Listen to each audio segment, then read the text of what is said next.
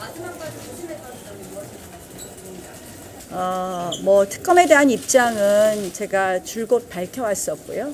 사실은 특검이 진실규명용 특검이다. 그렇다면 저희가 그 부분에 대해서 언제든지 열어서 생각할 수 있겠습니다만, 지금 야당의 특검을 발의한 방법, 방안을 보고 또 엊그저께 최상병 특검에 관한 법사위를 보면 한마디로 법사위의 이 진행 과정이 꼭 인민재판 같다, 이런 이야기들 합니다. 그만큼 특검이 진실을 규명하기보다는 한마디로 정권을 끌어내리려는 그런 목적이 있는 부분이 상당히 보여집니다.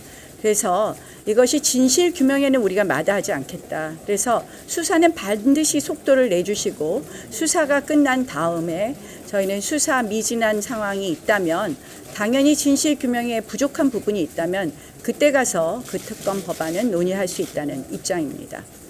그리고 덧붙여서 이 특검이 거기까지 얘기 드리겠습니다. 굉장히 많은 고민을 했고요. 결정을 하는 것이 늦어진 것이라기보다는 발표하는 데 늦어진 것은 좀 더 많은 민심을 듣기 위한, 또 좀 더 많은 당심을 모으기 위한 그런 과정이었다, 이렇게 이해해 주시면 되겠습니다. 강 대표는 묵묵히 대권 주자를 빛나게 한다라고 말씀을 하셨는데요. 그러면은 2026년 지방선거나 2027년 대선에 대표님 출마를 안 하시는 거예요? 참 많은 고민을 했습니다. 사실 저한테 있어서 대권의 꿈도 정말 접을 수 없는 소중한 꿈이었습니다. 그러나 지금 당이 너무 어렵고, 당은 정말 절체절명의 위기라고 생각을 합니다. 그래서 저 나경원은 대선에 출마하지 않기로 했습니다. 그리고 이번 당대표를 맡아서 우리 정당을 정말 제대로 바꾸고, 그래서 2027년 대선에서 반드시 이길 수 있는 정당의 기초를 만들겠다는 말씀을 드립니다.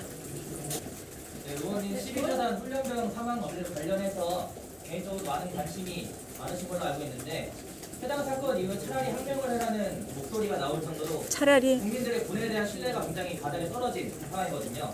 이런 상황에서 정치권의 역할은 무엇이라고 생각하시는 겁니까? 저도 조문을 다녀왔습니다. 사실 군대에 아들을 보내봤던 엄마로서, 정치인이기 이전에 엄마로서 굉장히 마음 아픈 일이었고, 다시는 있어서는 안 되는 일이라고 생각을 합니다.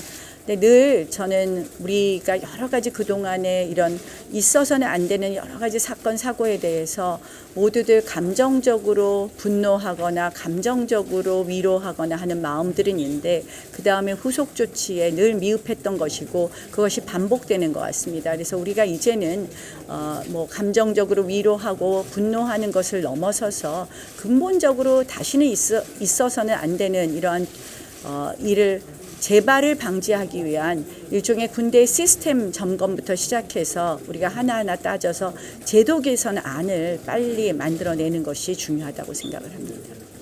의원님, 총선 패배의 오판이라는 부분은 한동훈 전 비상대책위원장을 개명한 게 맞는지 여쭤보고 싶고요. 또 원희룡 후보가 이른바 윤심 지지를 통해서 지금 대표에 나왔다, 이런 얘기가 있는데, 친윤계 의원들과 행보를 또 같이 하는 부분도 있어서 혹시 이에 대해서 좀 어떻게 생각하는지 모르겠습니다. 첫 번째 질문은 알아서 해석하십시오.